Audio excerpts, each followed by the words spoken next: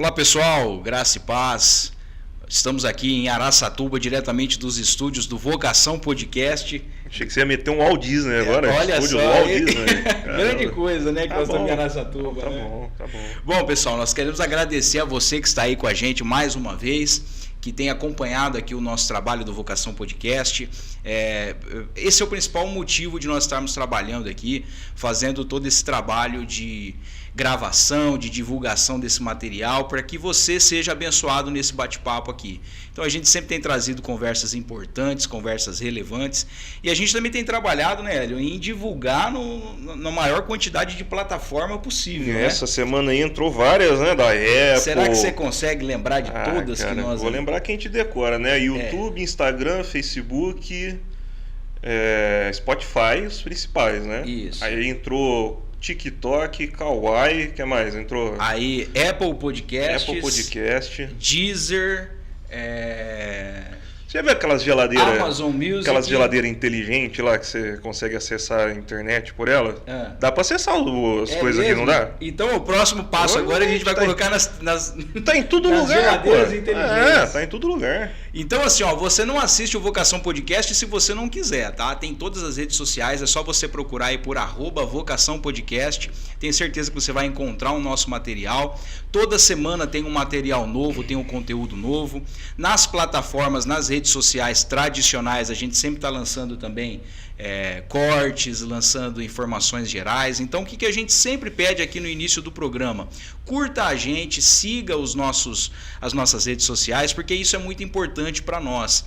É até uma questão também de inteligência do algoritmo, né? Exatamente. Que quanto mais você interage com os nossos canais, mais isso aparece para outras pessoas. Então isso é muito importante para nós. Então a gente sempre pede para vocês aí, curtam o nosso material, compartilhe isso com outras pessoas, para que esse trabalho possa chegar aí o mais longe possível. E é claro, a gente quer agradecer também aí o Secate Estofados, que mais uma vez está conosco. Secate, que é a pessoa indicada para qualquer tipo de reforma em estofados, em poltronas. Se você quiser construir um sofá sob medida, ele é a pessoa também especializada para fazer isso. Qualquer tipo de trabalho com cabeceira de cama, mexeu com espuma e tecido, o Secate é a pessoa indicada. Tudo. Então você pode entrar em contato com ele no DDD 18 981 34 86 49. Repetindo, DDD 18 981 34 86 49. Um profissional gabaritado para te atender. Atende aqui na região de Araçatuba. É só você ligar para ele e combinar, tá bom? E também deixar o telefone aqui do Vocação Podcast, que é a nossa chave Pix e que é o contato direto da nossa equipe, tá? Então se você quiser fazer alguma doação, qualquer valor que você quiser doar para a gente já nos ajuda. Vai ter o QR Code fixo aí na tua tela durante toda a nossa entrevista. É só você ler com o teu celular.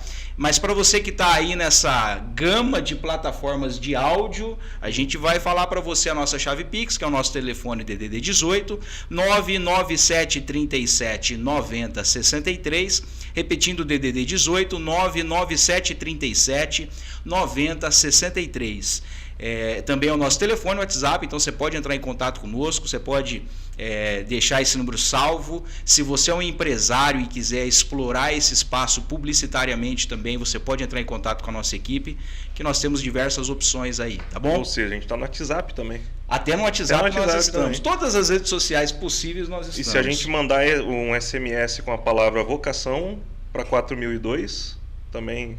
Recebe as atualizações? Ou não? Recebe. Rapaz, você foi muito longe. Lembra agora. Disso aí? Você foi muito longe. Bom, vamos lá. Nós estamos aqui hoje com o Alencar José Colombo Sader. Ou para nós aqui, Alencar. Podemos chamar de Alencar? Deve. Melhor, né? Alencar, muito obrigado, tá, por você estar aqui com a gente no Vocação. É uma grande honra. A gente está subindo o nível aqui das entrevistas, você né? Viu? O Alencar hoje é secretário municipal de... Desenvolvimento Econômico, Agroindústria e Turismo. Olha só, 3 pastas então na gestão municipal. Eu que agradeço a oportunidade de estar aqui. Muito obrigado pelo convite. Obrigado, Alencar. Eu já quero começar te perguntando o seguinte: você com 63 anos, imaginava que você estaria nessa fase da vida sendo secretário municipal de Araçatuba? Em hipótese alguma, Guilherme. Isso nunca passou pela minha cabeça. Eu sempre fui muito crítico do setor público, mas muito crítico realmente E quando surgiu esse convite, aí eu tive que pensar muito, mas o que pesou para eu aceitar foi o fato de assim, olha, se você é muito crítico, quando você tem uma oportunidade, você não abraça, você não tem mais o direito de criticar. Exato. E aí foi justamente o que pesou e eu aceitei o convite, o desafio e tamo junto. Quer dizer, foi uma ideia de você falar assim, olha, chegou a minha hora de fazer alguma coisa, parar de só reclamar e pôr a mão na massa. Exatamente. E eu posso te dizer que radicalmente mudou a minha maneira de olhar o setor público. O que eu tenho visto é que no setor público a gente trabalha mais do que no setor privado. E muitas vezes não é reconhecido. Entendeu? Hoje eu aprendi a respeitar muito mais o setor público do que antes. Eu não tinha noção, né? Existem problemas? Existem muitos problemas. Existem coisas que precisam ser corrigidas. O tempo todo a gente vê isso. Mas dizer de uma maneira simplória, sem conhecer que o setor público o pessoal não faz nada, não é verdade. As pessoas trabalham com muito afinco. E a grande maioria são bem intencionadas e querem fazer um bom trabalho. Isso eu aprendi a enxergar. Mudou radicalmente a minha maneira de enxergar. E você percebe que o setor público ele é um setor muito travado, ele é burocrático. Como é que você enxerga hoje o setor público? Esse é o ponto, né? É extremamente burocrático, travado, os processos são lentos. Isso é o que tem que melhorar. Tem muitas coisas desnecessárias, assim, processos que podem ser, né, desviados ou evitados. Existe muita coisa no setor público que é feita para evitar desvios, Sim, né? sim. Só que assim, não são eficientes e atrapalham. Eu não acho que isso é eficiente, porque acontece mesmo assim. Sim. Né? Então, deveria se repensar. Esse é um dos pontos. Porque por que a iniciativa privada, ela que comanda a economia, ela que leva uma região para frente, uma cidade, a iniciativa privada? Porque ela é prática. Você, quando quer fazer uma coisa numa empresa, você pega e faz. Você não tem que ficar... Você sabe o que eu estou falando. Quando você, por exemplo, quer contratar alguém no setor público, demora 3 meses, 4 meses. Você tem que fazer um chamamento. É um processo lento. E na iniciativa privada, em 2 dias, uma conversa com a pessoa, ela está contratada e já começa no mesmo dia. Acabou. Né? Entendeu? Então, essa lentidão devido a essa burocracia atrapalha muito o setor público. Muito. Entendeu? Eu acho que isso deveria ser repensado. Entendeu? E tem uma outra coisa do setor público. Eu falei que existe muito burocrática porque para tentar evitar desvios e tudo mais. Não é só isso. Muitas vezes o setor público, quando um ganha, outro perde. O que perde fica tentando atacar. Politicamente você fala, né? Politicamente. Sim. Então, tudo você tem que tomar muito cuidado, não é pelo desvio, mas é porque senão o outro vai ter uma maneira de atacar. Isso não é produtivo, isso segura, isso atrapalha a evolução. Ou seja, coisas. A gente ainda está em um mundo, claro, falando dentro de Araçatuba, né? Mas a gente ainda está num mundo de nós contra eles, né? Nós não entendemos que isso aqui é pela cidade, que é pela comunidade, né? É isso, exatamente isso. Quando comecei na secretaria, chamei todas as pessoas e falei, olha, o Lucas ganhou a eleição, isso é inquestionável. Eu não quero saber se você votou nele, se você não votou, quem votou, isso não quero saber. Eu quero combinar uma coisa aqui com vocês. E outra coisa que eu não quero saber, e eu estou falando isso para vocês por determinação do próprio Lucas, eu tenho liberdade para falar isso, ele sabe o que eu estou falando. Quando terminar esses 4 anos, vocês votem quem vocês quiserem. Ninguém vai ser obrigado a votar em ninguém. Olha só. Diferentemente de outras gestões que pressionavam pelo voto. Ele não pressiona. Vocês estão liberados para votar em quem vocês quiserem. Mas aqui dentro eu não quero política. Todos nós vamos trabalhar pelo cidadão de Araçatuba. Cada um de nós, pensando no cidadão. Inclusive nas nossas famílias, nos nossos filhos. É neles que nós temos que pensar. E não em partido isso, partido aquilo. Aqui não. E acho que foi bem recebido. O pessoal entendeu, melhorou muito. Existia uma certa olhar estranho de uma secretaria para outra. Hoje tem um grupo trabalhando, um grupo, né? Coeso, todo mundo focado na mesma coisa, mas melhorou muito, muito. Todos eles ficaram muito satisfeitos. E eu quero falar um pouquinho sobre a tua vida, sobre a tua história, mas antes disso, já que a gente entrou nesse assunto da atuação pública, como é que você tem visto o trabalho das secretarias, lá da sua Secretaria de Desenvolvimento, de Turismo, de Agro? O que você já tem de orgulho que você já conseguiu avançar esses primeiros aí 8 meses, né, que a gente teve de trabalho? Quais foram as conquistas na área de, talvez... Olha, o Balcão de Empregos está indo muito bem, né? Que é a parte do Ernesto, a gente está tendo vários mutirões, as empresas estão vindo mais até nós, está fazendo um ótimo trabalho. Agora o PAT vai, né, se unir a nós ali. O PAT é do Estado, né? O Balcão isso, de Empregos do isso, Estado. Exatamente, né? Ele vai trabalhar junto conosco, né? A Patrícia do Estado vai ficar na secretaria, então eu acho que vai incrementar ainda mais. A parte do Felipe Luiz também, né? O Banco do Povo, o Via Fácil também estão trabalhando bem, tá fluindo bem. Apesar de nós termos tido um pouco menos de empréstimos nesse mesmo período com relação ao ano passado, nós tivemos muito mais entrevistas. É que assim, momentos difíceis, inadimplência alta, efetivam menos empréstimos. Mas nós estamos entrevistando muito mais pessoas do que antes, no mesmo período. Mas só para entender, então existe um trabalho lá na Secretaria de Desenvolvimento que fornece crédito para as pequenas empresas. Sim, exatamente. Ele fornece crédito para as pequenas empresas e também ajuda, né? O Via Fácil ajuda na obtenção de aval de licença. Tá. Tem desburocratizar o processo. Tem o Sebrae ali dentro também, que também ajuda nos processos, na parte contábil da empresa, ajuda o pequeno empresário, né? Além do empréstimo. E está fluindo muito bem o trabalho. Agora, a cereja do bolo foi a parte de tecnologia, que é a Mariana, né? Inclusive a Mariana esteve conosco aqui no Vocação Podcast, Exatamente. né? Tem bem legal. Ela veio falar do VOT aqui, muito interessante o trabalho dela. Bacana. A Maria trabalha com muita eficiência e a gente fez um trabalho que já estava sendo tentado há 2 ou 3 anos, me parece, e não saía, que é o Centro de Inovação. Exatamente, olha que simbólico, né? No 100º dia, o Varran Agopian, que é o secretário de Tecnologia e Inovação do Estado, assinou a nossa carta, nos chancelando como Centro de Inovação Tecnológica Regional. Nos 100 dias do governo da NATA, 100 dias de governo recebemos esse presente. Recebeu esse presente. Que significa muito, né? E agora estamos com 2 CPLs também em vias de sair, vão sair, que é a cadeia produtiva local, uma em tecnologia, outra em biocombustíveis. Então, essa área está fluindo muito. Porque, Guilherme, quando no início da gestão, aliás, antes do início, quando eu recebi o convite, nós refletimos muito, o Lucas, eu, tivemos reunião com o professor Marco Aurélio, e aí que também esteve com a gente aqui, o professor Marco Aurélio. Exatamente. E nós identificamos que o melhor caminho seria fomentar a tecnologia aqui na nossa cidade e na nossa região. Por quê? Claro que a gente quer criar novas empresas, receber multinacionais.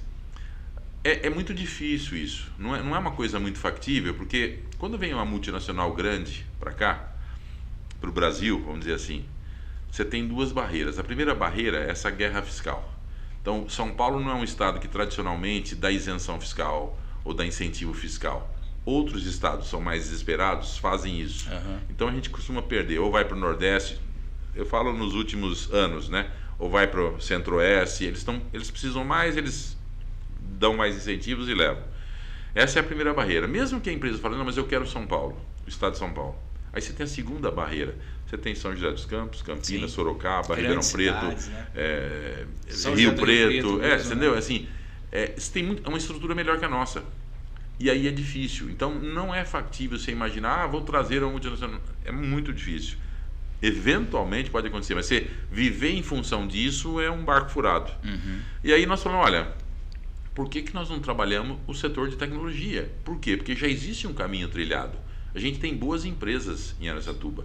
Não é só a Solinftec, o Grupo Assessor, tem várias empresas. Eu fiquei impressionado. Eu fui já em dezenas de empresas de tecnologia com a Mariana. Nós temos uma nuvem aqui. Nós temos um data center que tem capacidade de 1 petabyte. São 1000 teras. O que significa 1 petabyte? Fazendo um cálculo rápido, significa mais ou menos a capacidade para armazenar a cidade de Araçatuba. 1000 teras não, 1000 gigas, né? 1 petabyte? Não, é giga, 1000 depois teras, tera, 1000 teras. depois É 1000 teras. É verdade. 1000 teras. Giga, tera e Isso, penta. e penta. Seria a capacidade para armazenar a cidade de Araçatuba, 200 mil memórias, sei lá, de computador, em média, claro. E isso é interessante, né, Alencar? Porque eu falo como araçatubense, a gente não vê essa Araçatuba, né? Não. A gente não enxerga esse potencial tecnológico aqui da cidade. Eu acho que nos últimos aí 20 anos, a mentalidade do tapa-buraco, ela ficou muito inclusa na cabeça, né, no imaginário do araçatubense. O que é a boa gestão? É que tapa-buraco. Tapa-buraco e, sei lá. Cuida da praça, reforma a praça. É isso, exatamente. Né? Uma coisa muito deveria pequena. ser enxergado como um mínimo.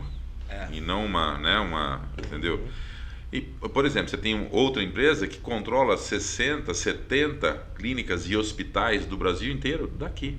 O pessoal fica em data center, eles têm um programa e as pessoas dão instruções para o Brasil inteiro. Tem várias empresas aqui, é muito impressionante. E quase todas elas, a maior parte dos clientes delas não estão em Araçatuba. E elas ficam aqui. E quando vocês assumiram a secretaria, vocês enxergaram essa realidade de Araçatuba, vocês tiveram a ideia da CPL. O que é a CPL? A CPL é assim, o governo do estado, ele criou uma maneira de mudar aquela coisa antiga de mandar o dinheiro para a prefeitura e a prefeitura usa como achar melhor. Que nem a gente falou no início, né? O que leva uma região para frente é a iniciativa privada, Sim. Não é o setor público. Então essa foi uma maneira que o governo fez de colocar recurso diretamente no setor privado, nas cadeias produtivas.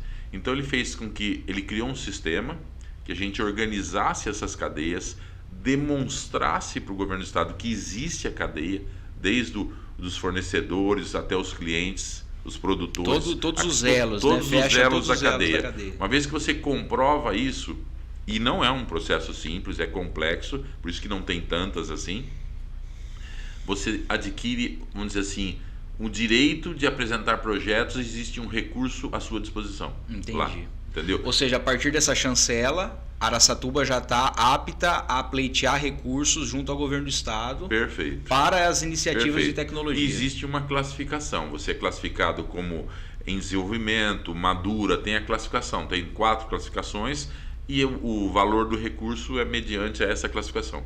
E no agro, você teve algum setor que se destacou, que vocês fizeram esse arranjo produtivo? O de biocombustíveis. Biocombustíveis, entendeu? Que também estamos em vias de ser reconhecido a cadeia, né? O ano que vem, provavelmente, nós vamos tentar a de proteína animal. Olha Ou era só. do leite, mas acho que vai ser proteína animal. Ainda estamos discutindo isso, entendeu? Então, nós estamos buscando, estamos considerando até a possibilidade de fazer nós ainda estamos vendo se fecha totalmente a cadeia, do cupim casqueirado. Olha só. Entendeu? Acho que tem boas possibilidades aí para Araçatuba. Para quem não é de Araçatuba, Alencar, e está acompanhando a gente aqui, porque a gente tem uma audiência muito interessante lá na Baixada Santista também, que tem acompanhado a gente. Aliás, um abraço aí para todo mundo da Baixada que está acompanhando aí o Vocação Podcast. Mas por que o cupim casqueirado? O cupim casqueirado tem história na nossa cidade, né? Ele foi criado aqui em Araçatuba? Ele foi criado aqui pelo Montoro, que hoje trabalha na Câmara, né? É uma história muito interessante. Ele tinha um bar, ele servia petiscos e ele estava num momento difícil. Eu não sei detalhes da história, faz tempo que ele me contou, mas assim, ele trocou, me parece, alguma coisa do bar por um freezer cheio de cupim casqueirado. E não tinha o que fazer com aquilo. E não tinha o que fazer. E ele começou a fazer e foi um sucesso. E a partir dali ele pôs em linha e assim começou a fazer e o bar dele vivia lotado. Então o cupim casqueirado é uma criação de Araçatuba. Uma criação de Araçatuba. Porque, se eu não me engano, também o cupim era um corte do boi que não era muito valorizado também, né? Exatamente. Acho que a partir Exatamente. do casqueirado que ele deu uma... E é tremendamente saboroso. Né? Muito Talvez uma das bom. peças mais saborosas do... Na minha, com certeza, é a favorita. Que legal. Ô, Alencar, vamos falar um pouquinho da tua história. Você é natural de Jaboticabal? Sim. É uma cidade próxima de Ribeirão Preto, 60 quilômetros. E como é que foi a tua infância? Você falou para nós que você teve uma infância aí que você perdeu o pai muito cedo. Como é que foi essa história? Com 11 anos de idade eu perdi meu pai, ele era médico. E aí minha mãe...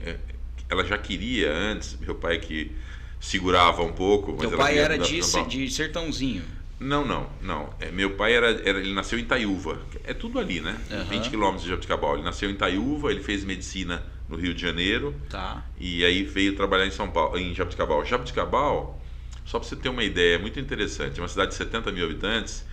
Ribeirão Preto pertenceu ao distrito de Jaboticabal. Caramba. Porque ela é muito antiga. Ela é uma capital regional, Jaboticabal. Mas ela acomodou e Ribeirão explodiu, né, de crescimento. Hoje até Sertãozinho, inclusive, tem 130 mil, é maior que Jaboticabal. Jaboticabal tem a Unesp, mas é uma cidade muito tranquila, pacata, tem o ritmo dela. Mas é uma cidade boa, bem cuidada, cidade boa. E nós fomos para São Paulo. Em 77, eu fiz colegial lá, fiz faculdade, trabalhei, estudei, fiz pós-graduação, tudo em São Paulo. E, vamos dizer assim, a minha adolescência e a fase adulta foi em São Paulo. Para cá, em Araçatuba, eu vinha 18 anos atrás. Entendi. Então você teve uma passagem aí, um bom período de tempo que você esteve em São Paulo, atuando profissionalmente em São Paulo. A maior parte da minha vida eu fiquei em São Paulo. Mas você perdeu seu pai com 11 anos. Isso. Como é que foi esse processo na tua família, na tua pessoa, de perder essa referência? Imagino que teu pai tenha sido uma referência muito forte para você, para a cidade. Ele foi uma referência muito forte. Meu pai era um excelente ser humano, um excelente médico também, formado na época na melhor faculdade de medicina do Brasil, que era a Praia Vermelha, no Rio de Janeiro. Rio de Janeiro era a capital na época. E ele levou isso para Jaboticabal. Então ele construiu um nome muito forte lá na cidade. Nós, os filhos, 4, eu e mais 3 irmãos, eram os filhos do Dr. Abel. É forte a imagem, sabe aquela coisa? E perder ele mexeu muito com a estrutura, porque ele era um pilar na família e inclusive na cidade, né? Então, assim, foi extremamente significativo. Então, eu tive um período bem complexo para mim, foi muito duro, entendeu? E, Guilherme, eu agradeço a Deus todo dia por, apesar dessa adversidade, ter conseguido construir o que eu construí. Olha só. Entendeu? Isso é uma coisa que eu não esqueço nunca. Porque é muito duro você, nessa fase... Porque o pai, ele é referência, principalmente masculina, para o homem. Não estou falando de sexualidade, não é isso. Sim, mas é referência de posição, entendeu? E eu tinha irmãos mais velhos, mas assim, normalmente é o pai, né? E eu perdi isso. Mesmo assim, eu segui um caminho que eu considero muito bom para mim. Foi muito bom. Porque muitas pessoas...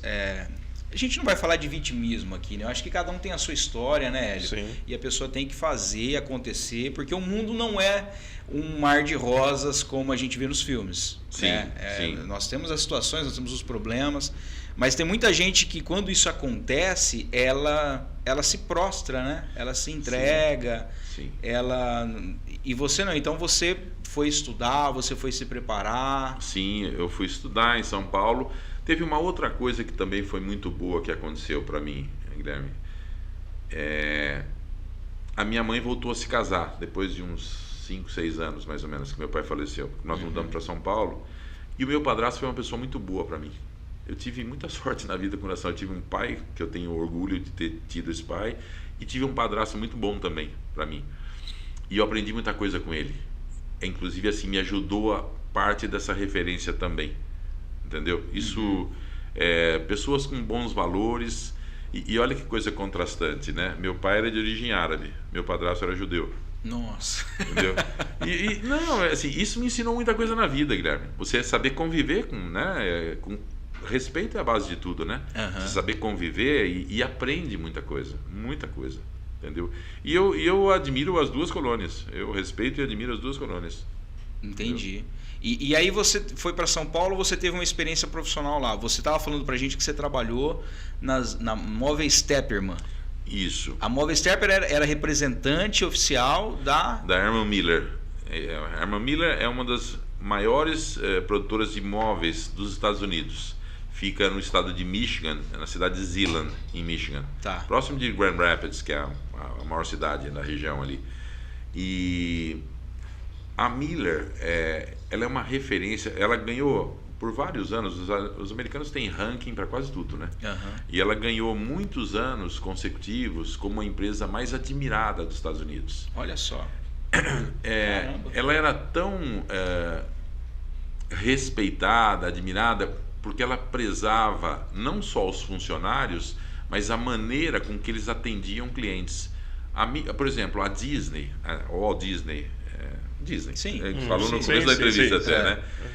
A Miller a Disney é padronizada no mundo com o mobiliário da irmã Miller. Caramba. Só para vocês saberem, quando a Disney abriu os escritórios em São Paulo para recolher direitos autorais no Brasil, nunca teve parque, mas você vende revistinha, Mickey, toda aquela coisa, direitos autorais, né? Sim. Camiseta, tudo que tem imagem da Disney recolhe direitos autorais. Então abriu um tremendo de um escritório ali na Berrini, na imediação da Berrini, e eu fui para a Disney, o pessoal fala Orlando, mas na verdade a sede da Disney chama Celebration, a cidade, que é uma cidadezinha encostada em Orlando. Eu fui para a Celebration, no escritório, no quartel-general da Disney, fechar os escritórios de São Paulo. Você foi? Eu fui. Fui eu e o presidente da Tepperman fechar a compra de todo o mobiliário dos escritórios, porque eles tinham esse contrato. Qualquer lugar que eles fossem montar um escritório, o mobiliário tem que ser da irmã Miller. Entendi. Então nós fomos lá fechar, né, esmiuçar, mostrar o projeto e fechamos escritórios dentro da Disney, em Celebration. E Alencar, qual que foi o... Desculpa, Guilherme, só sem querer ter... Pois não. Por que eu comecei isso? A Miller dava treinamento para funcionários no parque da Disney, porque a Disney é referência em atendimento a pessoas.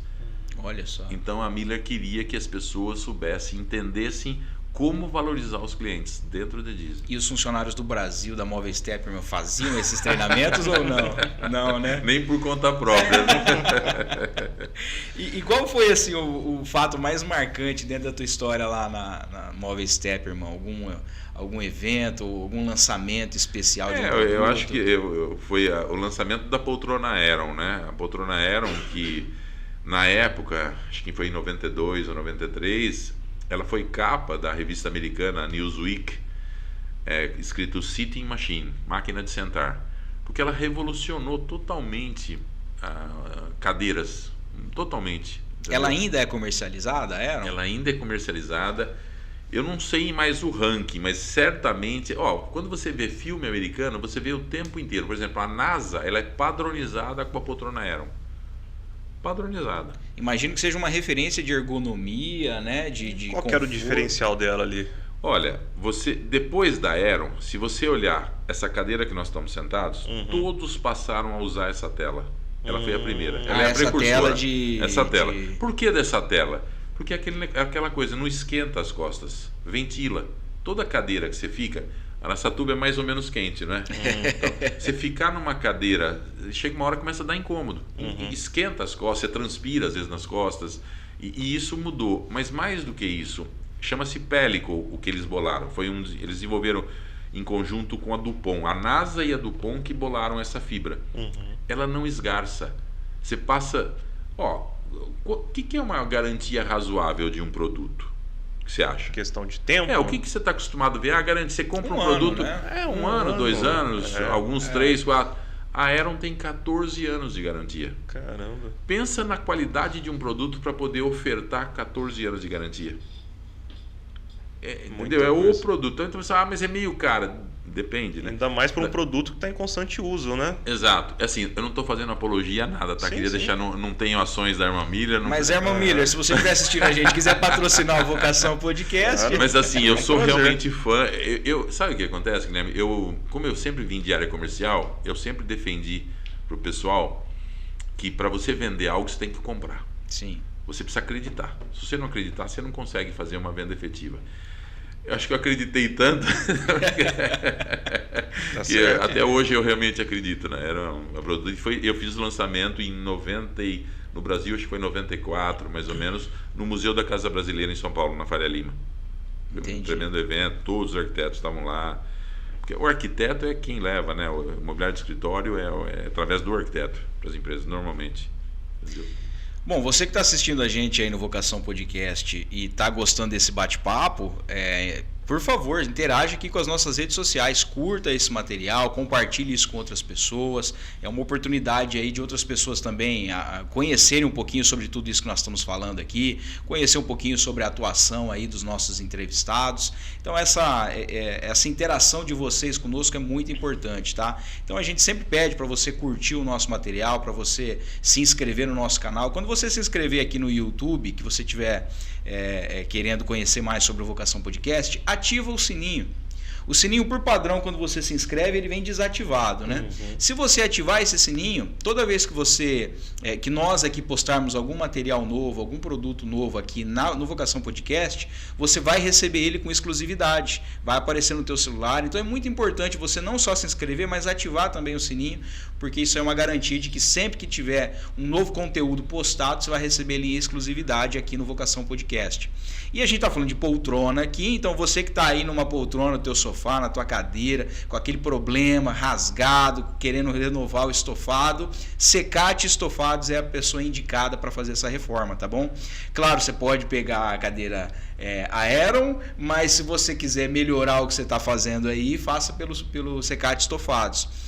Você pode entrar em contato com ele no DDD 18 981 34 86 49, repetindo o DDD 18 981 34 86 49. William Secate, a pessoa indicada, um profissional com mais de 12 anos de mercado aí, que ele pode atender você e fazer a reforma, fazer a construção sob medida que você precisa. Isso aí. E também deixar o telefone nosso, né, do Vocação Podcast. Você pode entrar em contato com a nossa equipe, explorar publicitariamente esse projeto. É só entrar em contato conosco. Você pode falar conosco no DDD 18 99737 9063. DDD 18 99737 9063. Siga a gente. É também a nossa chave Pix. Você pode fazer uma doação para a gente lá para ajudar a cobrir os custos aqui do nosso podcast. E tá bom? adquirirmos poltronas Aeron também. E adquirirmos... Móveis Herman Miller. Né? Vamos lá. Né? Nos ajude. Só para deixar claro, Guilherme, quando eu fiz o lançamento, não fui eu que fiz, né? A empresa que eu trabalhava que fez o lançamento, né? Mas eu era gerente de marketing na época da empresa. Nem cá, e a Herman Miller, ela tinha fábrica aqui ou era tudo importado? A Tepperman produzia parte dos produtos da Miller aqui no Brasil. Ela era a fábrica aqui representando com controle de qualidade da Miller, mas claro que não toda. A Miller é infinitamente maior do que a Tepperman era naquele momento. Entendi. Por exemplo, a poltrona Aeron, nós não tínhamos, nunca teve na nossa região, América do Sul, tecnologia para fazer a Aeron aqui. A Aeron era totalmente importada. E ainda tinha a questão das importações também, né? Que existia na época, restrições de importação. Sim. Isso atingia o setor moveleiro também? Existia, era taxado, né? Era cara. Cara, por exemplo, uma Aeron nos Estados Unidos custava alguma coisa como $400, $500. Aqui, hoje, ela custa 14 mil. Rapaz. Mas chegava a ter... imposto, taxa, imposto. Chegava a ter reserva de mercado para o setor ou não? Como assim você fala? Por exemplo, os eletrônicos, antes da abertura econômica ali dos anos 90, tinha a reserva de mercado, né? Você não poderia trazer de fora um eletrônico original, você tinha que produzir aqui. Né? Tá. Não tinha. Moveleiro era diferente. Mesmo porque, normalmente, quando você não tem nenhum similar, você pode trazer, não é isso?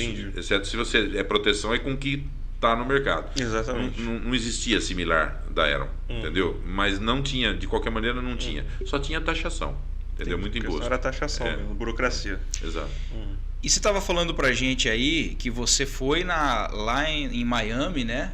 Em Celebration fechar os acordos. Então eu imagino que isso proporcionou para você muitas oportunidades de viagem. Você viajou bastante. Como é que foi essa... Guilherme, tanto a trabalho quanto pessoal, a lazer. A trabalho eu fui, por exemplo, 6 anos seguidos para Chicago, na maior feira de imóveis que tinha, que era a Neocon em Chicago. Fui para feira de Milão, que é 2 anos, a maior feira de imobiliário também, mas aí é mais residência e outras também, em Colônia, na Alemanha. Eu tinha aqui nessas feiras, como eu era Eu tinha que trazer produtos novos, ver como o mercado... Era uma das minhas funções. Mas eu sempre gostei de viajar. E normalmente eu aproveitava essas feiras e saía de férias em seguida, que eu já estava lá. Já aproveitava, assim, era não pagava o aéreo, né? E passeava muito. Eu sempre gostei muito, porque eu acredito, Guilherme, que se você fica no seu espaço, é mais fácil sair para fazer a cabeça abrir, para você enxergar novas coisas, você pensa, conhecendo outras culturas. Você fura a bolha, né? A gente sempre tem falado aqui sobre bolha, né? Você fura a bolha. É isso. Então, assim, tive essa oportunidade, uma coisa que agradeço a Deus todos os dias, mas assim, mudou a maneira de enxergar. A gente tem uma visão, eu acredito nisso, um pouco distorcida, né? O Brasil não é o centro do mundo. O Brasil é muito importante. O Brasil é fundamental para os brasileiros. Sim. Para o mundo ele é importante também, mas não é o que nós achamos que é. É um pouco criado na nossa cabeça. O Brasil é um player no mundo. Você tem centenas de países, entendeu? E assim, entender isso e aprender a respeitar, eu acho que é muito importante. E viajando você vai entendendo isso. Aí você aprende a respeitar outras culturas, outras religiões, de uma maneira geral. E assim, a gente está falando dessa dicotomia americana, né? Que você foi muito para os Estados Unidos. Você já foi para a China? Para a China, não. Para a China nunca fui. Não, fui ao Japão, Singapura, Austrália, Índia. Mas a China eu tinha prometido para minha filha, a Júlia, que se ela entrasse na USP, nós iríamos para a China. Ela entrou, veio a pandemia.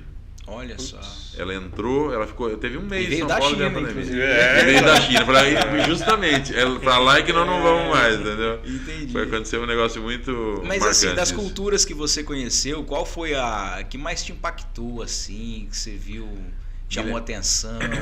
Guilherme, eu vou ser honesto para você, não houve uma viagem que eu fiz que eu não ganhasse algo. Inclusive, eu não sei se eu comentei com você, eu morei na Itália também. Morei em Roma, assim, um negócio muito interessante, Guilherme. Mas isso foi muito lá atrás, muitos anos, né? Eu era jovem, eu cismei que eu queria montar um negócio de pão de queijo. Porque pão de queijo não existe, né? Hoje existe tudo em todo lugar, porque você leva, né? Franquia, né? Sim, então congelado, você tem mil recursos aí. Mas na época não tinha, porque o pão de queijo é feito do polvilho. Polvilho vem da fécula da mandioca. Mandioca só nasce em país tropical. Então você tem ou na África ou no Brasil, né? E aí fui lá. Você quer ver o que é o momento do mundo? Eu saí do Brasil, levei numa valise de mão 25 quilos de polvilho a granel. Para pegar o aeroporto. Não, fui no aeroporto. O que é polvilho a granel? Cocaína. É pó branco. É igual cocaína. Eu não fui parado um segundo. Porque isso não tinha o 11 de setembro. Não tinha nada. 11 de setembro. 11 de setembro. Não existia isso. Então, antes do 11 de setembro, mas ninguém te ligava. O cara estava no visor lá, ele estava comendo sanduíche, batendo papo. Não olhavam. As pessoas não... Passou. Eu fiz conexão em Zurique, na Suíça. Tive que passar. Em nenhum momento ninguém parou, perguntou. Nada. E eu cheguei lá com uns 25 quilos de polvilho. Rapaz, olha o Fiquei fazendo pão de queijo lá. O pessoal do aeroporto, área restrita, né? E fiquei fazendo pão de queijo lá. Morei lá na casa de um amigo do Carlucci, que era meu sócio. Essa é uma outra história interessante. Ele virou e falou assim: não, vai lá que eu acho que vai dar bem. Meu pai mora lá, minha irmã, você pode morar com eles. Então fiquei na casa deles e tal. E ele falou: vai, tomara que dê certo. Eu tô com o saco cheio da Natura. Ele era gerente de produto, não aguento mais. Ele se tornou presidente. Presidente da Natura. Presidente internacional. Ele foi primeiro em Buenos Aires, depois ele veio para o Brasil e virou presidente geral da Natura. Meu Deus. Depois de muitos anos. Ele não saiu porque o negócio ficou inviável. Por que ficou inviável? Porque o italiano, ele adorou o produto, o pão de queijo. Eu ofereci em restaurantes para o pessoal sentir, né? E tem a expressão que eles usavam é esquisito. Esquisito quer dizer delicioso em italiano. Olha só, a gente acha que esquisito é ruim, né? Em espanhol também, tá? Esquisito também é. Só que é esquisito em espanhol, em italiano fala esquisito. Essa eu não sabia. Esquisitíssimo, é delicioso em italiano. problema é que o italiano é extremamente conservador e ali eu tinha que compor o Caciocavallo Fumicato, 3, 4 tipos de queijo para representar o nosso meia cura, que é o queijo ideal para fazer pão de queijo, porque a textura do queijo influencia no pão de queijo. E o queijo tem a ver com leite, a pastagem na Europa é outra, influencia tudo. Então você tinha que fazer uma mistura para compor, tem técnica inclusive. Olha só. E para ficar um bom. E ficou muito bom, só que ficava caro. E como eu falei para você, o italiano é conservador, tipo, não, delicioso. Mas quanto vai custar? Ah, vai custar. Não, mas pão de queijo é pão. E pão eu pago até tanto. Olha só. Aí, ficou inviável. O pessoal gosta. Não, mas isso eu não pago. E não pago. E aí mingou e eu, o Alessandro, veio ser presidente da Natura. Depois ele fez um ótimo negócio. Ô Alencar, mas assim, quero ainda falar das suas viagens. Qual o lugar que você se apaixonou e falou assim, eu quero voltar para esse lugar? Tem alguma? Alguns. Na Austrália, na Nova Zelândia, Austrália também, Sydney é uma cidade, é uma capital que não é tão grande assim, entendeu? E é maravilhosa. Canberra, né? Canberra é a capital, né? Mas Sydney, a principal cidade, é São Paulo, vamos dizer assim. Tá. É uma cidade que não é tão grande assim, né? E é muito bonita, Agora, tem uma cidade na Nova Zelândia, chama-se Queenstown. Cara, aquilo é próximo do paraíso. Queenstown? Queenstown. O que é? Uma cidade praiana? É interior? A Nova Zelândia, o pessoal brinca, o pessoal de turismo chama o Fazendão, eles falam Fazendão, porque é lá que foi filmado O Senhor dos Anéis. Toda a saga, a trilogia, é da idade de vocês, não? Sim. O Senhor dos Anéis foi filmado lá. 2001. Muito montanhoso e tal. É aquilo, é um fazendão, mas maravilhoso. Você tem quase que o ano todo neve nos picos. É um visual assim maravilhoso. É bem instagramável o lugar. Total, né? total. E Queenstown tem um lago bem grande e todo o lago é circundado por vilas, hotéis e tal. E, por exemplo, você fica num hotel, você quer ir para o centro, você vai, a melhor maneira de você ir é de barco. Você tem um barco táxi que fica rodando. Então você monta e ele te leva para o centro. Se você quiser ir de carro, você leva, sei lá, 1 hora. De barco, 10 minutos. Olha só. Entendeu? E ali você tem esportes, né? Todo tipo. A água lá, ela é cristalina. Você pode beber a água que você quiser. A água do lago lá é um negócio... É cristalina. Eles prezam, têm educação, povo de bem com a vida, educado, simpático. São mantidos, não sei se ainda hoje, na época, são mantidos pela Inglaterra, né? A Inglaterra é a mãezona, né? Ela bancava a Austrália. Você sabe a Austrália, por que ela foi formada? Não faço ideia. Foi por conta dos presidiários, não foi? Era onde depositavam os presidiários. Presidiários e prostitutas. Eles lotavam caravela lá na Inglaterra e falavam, vaza. Mandavam para a Austrália. E olha o país que eles fizeram. Caramba. Fora que geograficamente também é um país complicado, porque lá 90% é deserto. Deserto, muito deserto. E diz que os animais mais perigosos, mais peçonhentos estão na Austrália, né? Piores cobras, piores... Mas assim, na Austrália também você sabe que a maior barreira de corais do mundo está na Austrália. Tem uma ilha, Guilherme, chama Hamilton Island, na costa leste da Austrália. Olha, também é outro lugar próximo do paraíso. No hotel, tinha um gramado enorme no hotel, cheio de mini cangurus. Filhotes de canguru, passeando assim. E lá você tem uma praia, depois você põe no Google, chama Whitehaven Beach. É considerada uma das 10 praias mais lindas do mundo. Realmente é um negócio absurdo. E água cristalina. Meu Deus. Entendeu? Guilherme, nós temos o Brasil é um país maravilhoso, tá? Nós temos 8 milhões e meio de quilômetros quadrados e temos eu não sei quantos quilômetros, milhares de quilômetros de praia. E tem praias maravilhosas. Mas tem um tipo de água que tem a ver com areia, que nós não temos aqui. Então quando você fala de Maldivas, você fala de Bora Bora, Polinésia Francesa, Ilhas Maurício, até Caribe também, esse tom a gente não tem. Porque tem a ver com areia mesmo, é a natureza. Sim. Por isso que assim, isso eu não estou desmerecendo em nada, pelo contrário, nós temos praias maravilhosas. Não é só Fernando Noronha, não. O Brasil está cheio de praia maravilhosa, que vale muito a pena. Inclusive os turistas vêm para cá. né? Mas assim, é interessante você saber que tem outras coisas ainda mais também.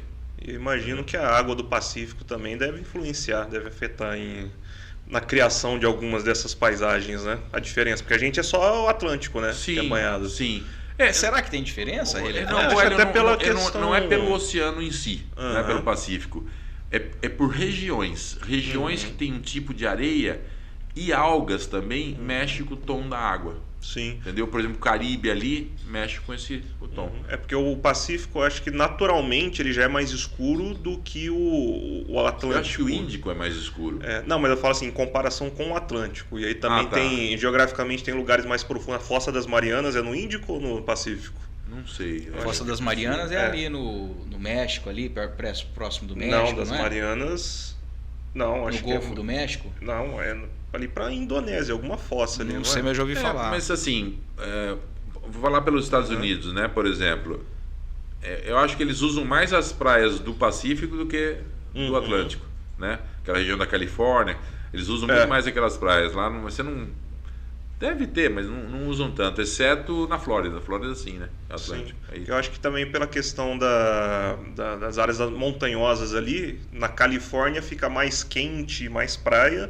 Eu acho que o lado atlântico dos Estados Unidos é um pouco menos... Acho que sim. Né? Exceto a Flórida. A Flórida também é muito quente. Né? Sim, só que aí ela tem aquele problema climático com furacão, essas coisas também. Sim.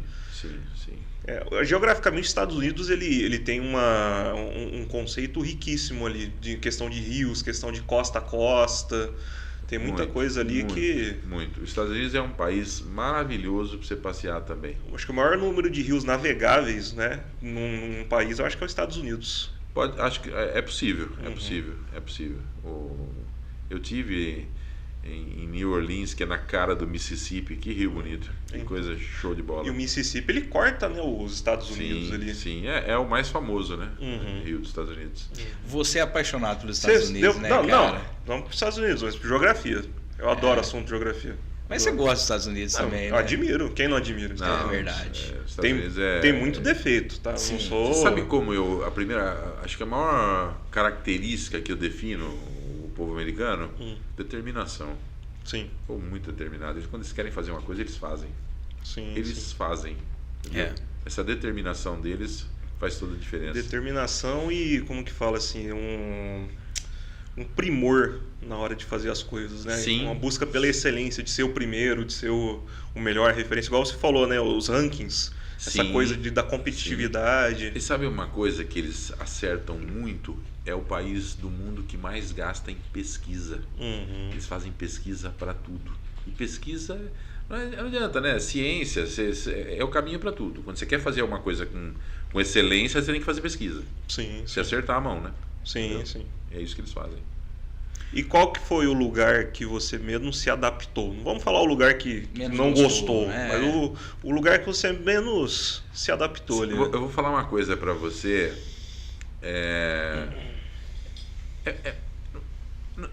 Olha, eu nunca tive. Eu vou dizer uma coisa para você. O pessoal já brincou comigo aqui em Aracatuba, uns amigos, assim. Uma vez eu cheguei numa roda de amigos e falaram: lá vem o louco. Louco por quê? O louco que viaja para uns lugares loucos. Aí o outro perguntou: você não tem medo? Eu falei: medo? Falei: olha, medo eu tenho de ir para alguns lugares, às vezes do Brasil, né? Assim, normalmente. Alguns bairros aqui de Araçatuba. Né? Normalmente, quase todos os países do mundo, quase todos, são menos perigosos do que o Brasil, do que as grandes cidades brasileiras. Hoje, São Paulo, Rio de Janeiro, as capitais do Nordeste, nós estamos vendo um grau de violência muito alto. Não sou eu que estou falando, né? Os índices mostram isso, né? Então, assim, fora do Brasil, tirando, né, Afeganistão, Síria, tem outros países que realmente, né? Em situação de guerra. Coreia do Norte, esses, né? Assim, mas Venezuela, sei lá, mas assim, tem poucos países são mais perigosos. A própria Índia, que tem uma pobreza extrema, eu me senti extremamente seguro lá. Eles têm a religião lá, né, o sistema de castas da religião predominante, que é o hinduísmo. As pessoas não querem o que é do outro. Existe. Cara, todo lugar existe algum detalhe de violência, mas claro.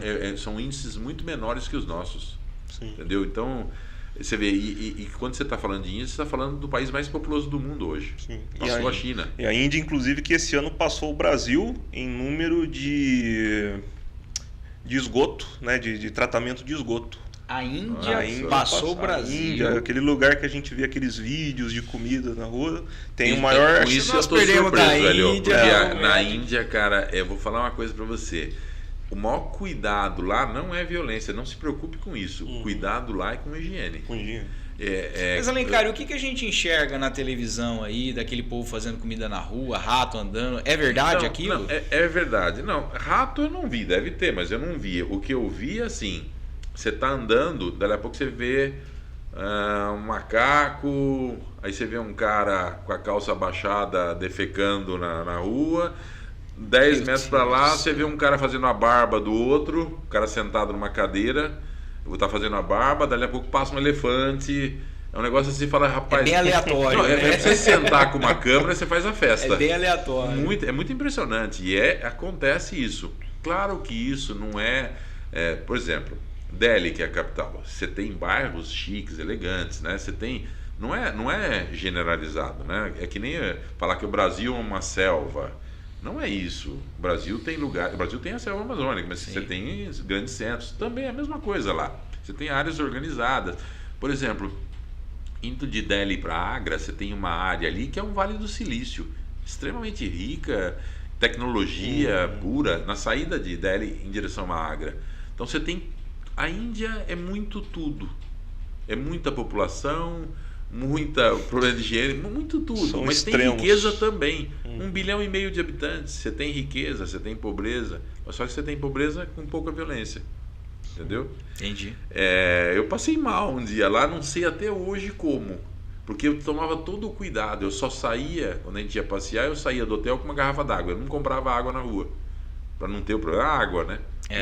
Mas, cara, eu e minha esposa passamos mal. Passaram eu não sei mal. se é do ar. Não sei de onde veio. Diz que é muito, diz que é muito poluído lá, né? O ar é muito poluído. Dizem, né? Não sei. Sim, é muito poluído. Não sei se tanto quanto a China, mas a China melhorou muito agora, né? Parece que estão melhorando os processos nas indústrias. Então, eu queria até provocar essa conversa aqui na mesa sobre a Índia, porque a gente está ouvindo tanto sobre a Índia, sobre a Índia, de que a Índia vai ser uma potência. Estou falando Índia, desculpa, China. Tanto que a China vai ser uma potência, que a China vai dominar o mundo, que a China está atrelando comercialmente, fazendo amarrações comerciais no mundo inteiro. E a gente sempre está acostumado que quem fez esse papel sempre foi os Estados Unidos. Exatamente. Então, isso é interessante, tá, Guilherme? Por exemplo, você vai perguntar para mim, quem que você prefere que tenha a supremacia do mundo? Eu falei, eu prefiro os Estados Unidos. Eu me o domínio americano é melhor que o domínio chinês, né? A minha opinião pessoal é assim, claro que eu prefiro. Mas eu vou falar de história, né? Historicamente falando, a China sempre teve a supremacia do mundo, ela sempre mandou no mundo, menos nos últimos 150 anos. De 150 anos para trás, 5.000 anos, a China era original. A própria pólvora, tudo vinha da China. O macarrão, a pizza, tudo era China. A China era a supremacia do mundo, sempre foi. Quando veio lá a Revolução, estilhaçou a China. E ela demorou 150 anos para se organizar. Então, assim, há uma chance aí, não sei se vai acontecer, né? Eu gostaria que continuasse com os Estados Unidos. Mas nós estamos exatamente no olho do furacão. Essa briga é meio velada, mas tem a ver com isso, com quem, né, quer mandar no mundo. O ser humano não é fácil, não. Eu começo a pensar se nós já não entramos numa segunda Guerra Fria. De certa forma, a gente está, né? Até caminhando para isso. Até a guerra na conquista do espaço também, né? Sim. Que já está rolando, os Estados Unidos, com Elon Musk, a China e a Índia também. O programa espacial da Índia, ele está bem forte. Você sabe, Hélio, eu acho que a gente foi atraído e nós fisgamos o mundo, eu estou falando. Esse negócio de produzir tudo na China tem um preço. Sim, e agora está a conta aí. Eles sabem tudo que era feito lá, hoje eles têm a tecnologia para fazer. Sim. Eu me lembro quando eu era bem mais jovem, você ia às vezes para o Paraguai, porque não podia ter nada no Brasil, ia lá comprar umas coisas, você podia trazer algumas coisas. Então você tinha primeira linha, segunda linha, terceira linha. O que é a primeira linha? Produto japonês. Segunda linha, coreano. Terceira linha, chinês. O chinês tinha garantia de 15 minutos. Você comprava, você não saía da loja. Não tem garantia. Hoje eles têm produto bom. Hoje eles, por quê? Do mundo inteiro quis terceirizar, usar mão de obra barata na China. Eles aprenderam a fazer. Eu vou fazer propaganda do Mi. Eu ganhei de aniversário há 8 anos atrás, vai fazer 9 esse ano, um fone de ouvido da Mi. Sabe? É Mi, né? A marca. Eu achei que você ia falar o Mi, seu pai. Não, meu pai tem muitas outras referências, mas aquele fone... Você ia falar da capinha rosa do celular que ele pegou da China. Não, vamos trazer o Mi aqui para conversar. Não, o Mi é só alegria. Mas eu comprei, eu ganhei de aniversário há uns 8, 9 anos atrás, um fone de ouvido da marca chinesa. Eu tô com esse fone até hoje, Alencar. Eu uso esse fone 9 anos... Esse fone funciona e é o que eu mais gosto. Eu tenho outros, mas o que eu mais gosto é aquele. Mas o próprio mundo já entendeu, Guilherme. Hoje não dá mais para falar, produto chinês vagabundo. Não é verdade, mas isso. Claro que tem coisa vagabunda lá, mas tem muito produto de ponta. Até porque a gente compara com a Coreia também. A Coreia do Sul, há 30 anos atrás, cara, ela era muito mais pobre que o Brasil. E aí, hoje é uma... Então, aí combinou investimento governamental e principalmente na capacitação do sul-coreano, na educação, passou a gente. Com a China é a mesma coisa, além da mão de obra barata, né? Então você tem mão de obra extremamente barata em relação ao mundo. Você tem um governo investindo cada vez mais e abrindo o seu mercado. Uma população gigante. E com a capacitação, que o pessoal fala bastante do TikTok, né? O TikTok chinês e o TikTok do resto do mundo. O TikTok chinês, o que aparece no algoritmo pro chinesinho que tá vendo, é só coisa de educação. Olha só, eles coisa técnica e tudo mais. Que interessante. Então, e aí transformou nesse dragão que é hoje, né? Hélio, isso eu vou morrer falando, tá? A educação é a base de tudo. Você só constrói uma nação com educação. Você sabe a história de Singapura? Sim, sim. Singapura pertencia à Malásia, né? Se separaram amigavelmente. Eles estavam quebrados. Eles não tinham nada. Eles pegaram o pouquinho que eles tinham e puseram tudo em educação. Em 50 anos, Singapura se tornou o segundo PIB per capita do mundo, só perde para a Suíça. Sim. E por um bom Singapura tempo... é um fenômeno. As coisas são caríssimas em Singapura. Sim. É impressionante. E por um tempo foi o país mais livre economicamente do mundo também. Não sei se ainda é hoje, né? Eu acho que sim. E geograficamente, Singapura é um país, em comparação ao Brasil, minúsculo. É cidade-estado, né? É cidade-estado. E com a geografia ali, que ali tudo é cercado de montanha e pedra. Sim, né? sim. Mas é impressionante o país. Se você achar uma sujeira no chão, você ganha um Fusca. Olha só. E aí que o Fusca tá caro. Aí só fazendo um parêntese, a gente pega Singapura com toda essa situação. Cara, o que a gente pode fazer com o Nordeste do Brasil, por exemplo? Se a gente industrializar, capacitar... Né? Eu sempre vi o Brasil como uma terra de oportunidades, né? O Brasil ele é uma terra, ele só não pode ser maltratado como ele está sendo. É isso. Né? É o que você disse aí, Alencar. É a gente subir a régua do poder público. O poder público precisa entender as suas responsabilidades, ele precisa trabalhar em prol da população, diminuir as amarras. E eu acho que esse caminho aí é um caminho muito salutar para a comunidade, né? E você sabe, Guilherme, isso eu queria aproveitar essa oportunidade e deixar um recado para as pessoas, né? Eduquem os filhos. Você quer construir um país? Porque você não pode transferir a responsabilidade só para a escola. A educação começa dentro de casa. Você tem experiências disso, né? Você está falando com conhecimento de causa, né? Eu tive uma experiência de vida muito boa com isso, né? Eu vou falar para você o que eu acredito mediante a experiência que eu tive, né? Eu não sou dono da verdade, mas eu acredito baseado na minha experiência, né? Eu acho, Guilherme, que se você der para um filho paz é ter tranquilidade dentro de casa. Você não pode, marido que briga com esposa, não pode ter isso. Você pode ter desavença, mas nunca na frente do filho. Primeira coisa, você dá paz para o teu filho. Você tem que dar segurança, né? Em casa, proteção. E amor. E óbvio, uma estrutura, boa alimentação e tal. O resto ele faz. Ele vai ser um vencedor. Eu acredito nisso. Foi exatamente assim que aconteceu com a minha filha, a Ju. A gente deu isso aí para ela. O resto ela fez. Uma outra coisa que eu sugiro, sem que fazer apologia a nada, se você puder, põe no Kumon. O Kumon, as pessoas é matemática, né? Na verdade é matemática, mas não é matemática, é mais que matemática. Kumon ensina disciplina. E como está faltando disciplina, Kumon, né? É isso, é disciplina. O Kumon, disciplina é extremamente importante na vida. Extremamente importante.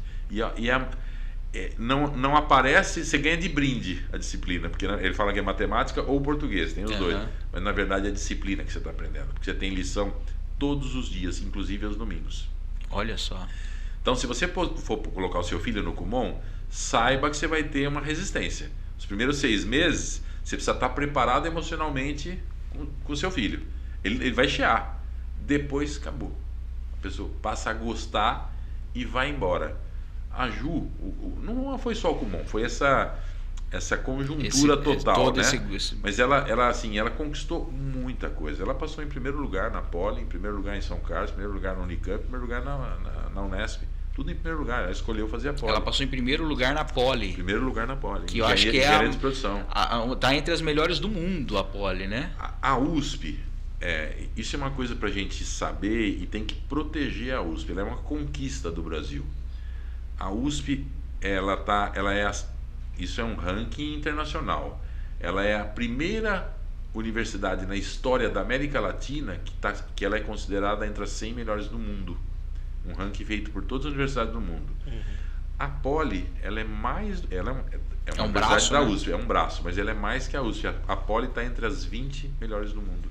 E a Júlia passou em primeiro lugar. Em engenharia de produção, que é o curso mais disputado da Poli. Eu imagino que você tenha um orgulho danado de tudo isso. Cara, foi né? uma surpresa tão grande isso pra mim, porque assim, a Ju tem uma história, tem uma trajetória muito interessante. Ela fez o Nossa Senhora aqui. Até tem um episódio engraçado, não sei se eu posso contar, dá tempo ainda? Não, Dá tempo.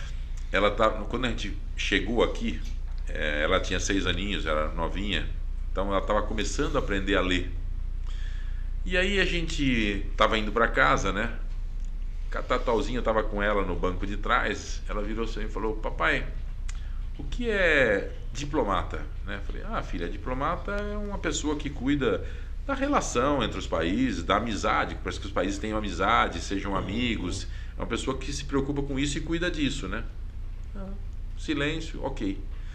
Aí depois, uma outra vez, nós estávamos indo de novo para casa, ela virou e falou assim: papai, o que é diplomata motel? Ela só tinha conseguido ler uma palavra, entendeu? Que era diplomata.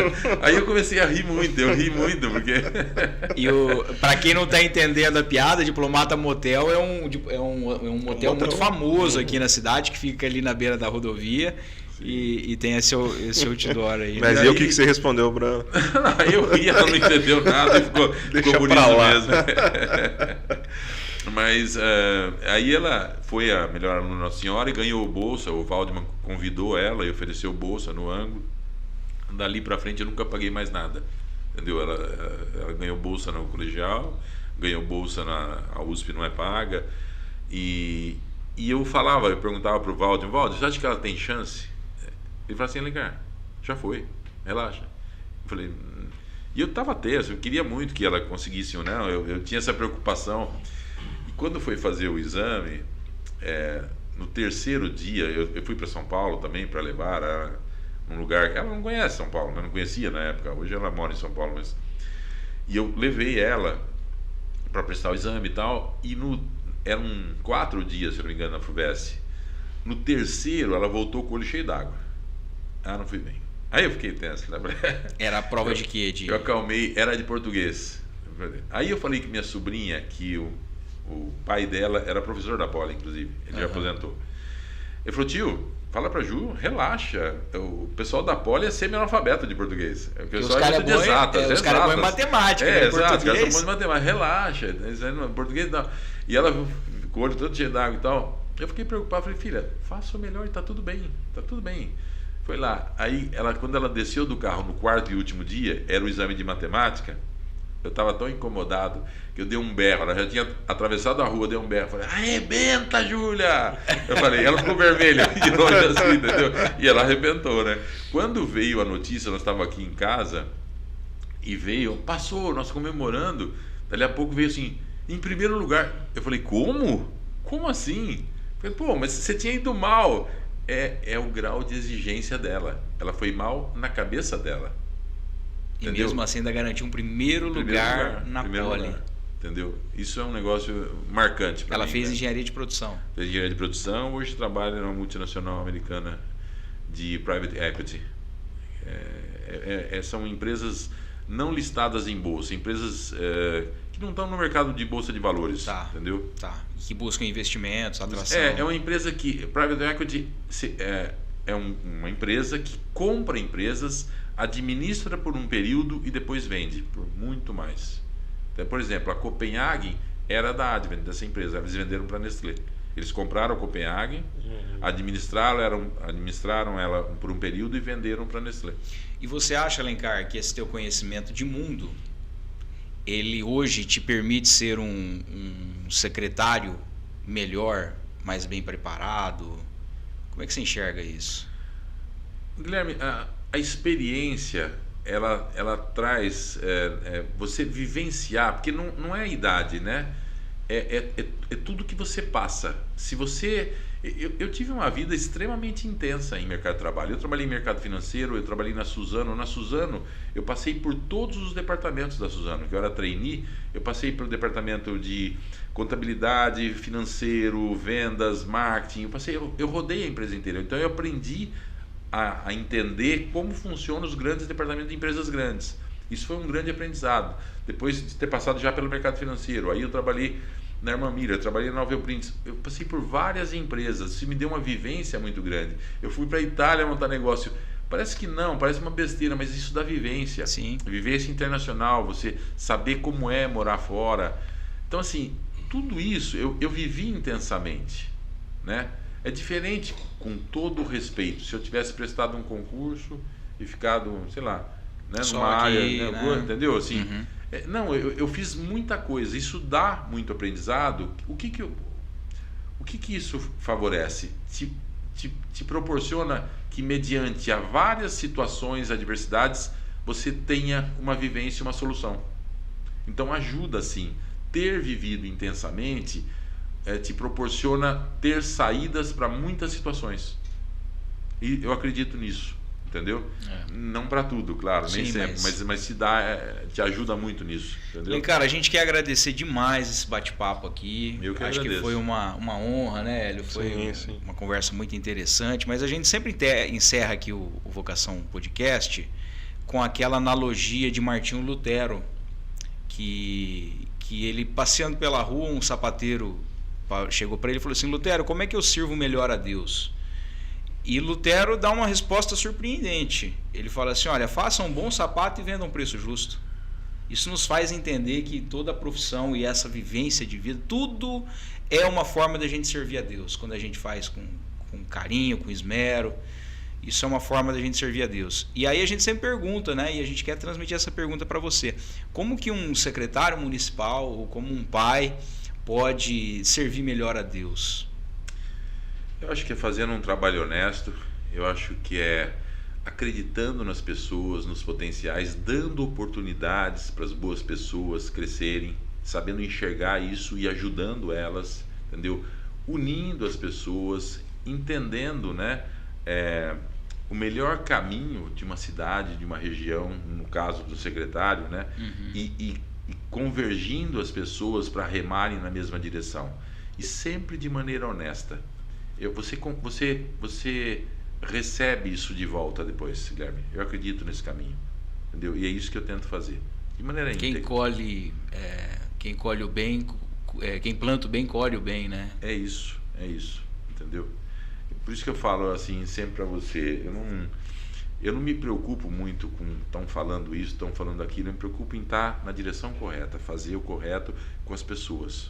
Basicamente é isso. Deitar a cabeça no travesseiro, né, Alencar? Exatamente. E ter tranquilidade, né? É isso. É isso aí, pessoal. A gente quer agradecer a você que esteve com a gente aí até agora aqui no Vocação Podcast. Passa para mim aí. Quero agradecer a você que esteve com a gente aí no Vocação Podcast. Acho que esse é o principal objetivo aqui do bate-papo, é a gente poder fazer profundas reflexões, né? Reflexões que às vezes a gente não teria aí no dia a dia, mas aqui essa oportunidade aqui de estar todos sentados numa mesma mesa e bater esse papo gostoso com pessoas relevantes, pessoas que têm um conteúdo, que têm uma história. Então eu espero que vocês tenham gostado desse bate-papo, que vocês tenham participado. Mais uma vez a gente deixa aqui o desafio de você interagir com as nossas redes sociais. A gente está expandindo o acesso do Vocação Podcast o máximo que a gente consegue. A gente está nos dispositivos de áudio, a gente está no Spotify, Apple for Podcasts, Amazon Music, a gente está no Deezer, diversas. E aí a gente está também nas plataformas de vídeo. Nós estamos no TikTok, no Kawaii, no Facebook, no Instagram, no Spotify, no YouTube. Então, assim, várias redes sociais. Compartilhe esse material, se inscreva em cada um deles quando você estiver dentro da tua rede social, porque você ajuda esse material a chegar a outras pessoas. Agradecer também aí o Secate Estofados. Mais uma vez a gente deixa o recado para você aí que estiver precisando de uma reforma, estiver precisando de um reparo no teu sofá. Você que tem o sonho de fazer um sofá sob medida aí na tua casa, essa é a oportunidade. Liga para ele, eu tenho certeza que ele vai te passar o orçamento com esmero, assim como a gente está dizendo aqui no Vocação Podcast. O telefone dele é o DDD 18 981 34 86 49. Repetindo o DDD 18 981 34 86 49. E também o telefone aqui do Vocação, tá? Se você quiser entrar em contato com o nosso time, explorar comercialmente o espaço aqui do Vocação Podcast, você quiser fazer uma doação via Pix, qualquer valor já nos ajuda. Você pode fazer através da chave DDD 18 997 37 90 63, tá bom? Alencar, mais uma vez, muito obrigado. Obrigado, Hélio, pelo bate-papo aí. Eu que agradeço. Muito obrigado pela oportunidade. Obrigado. E vocês que estão aí, muito obrigado por ter acompanhado a gente. E semana que vem tem mais, tá bom? Deus abençoe e um abraço.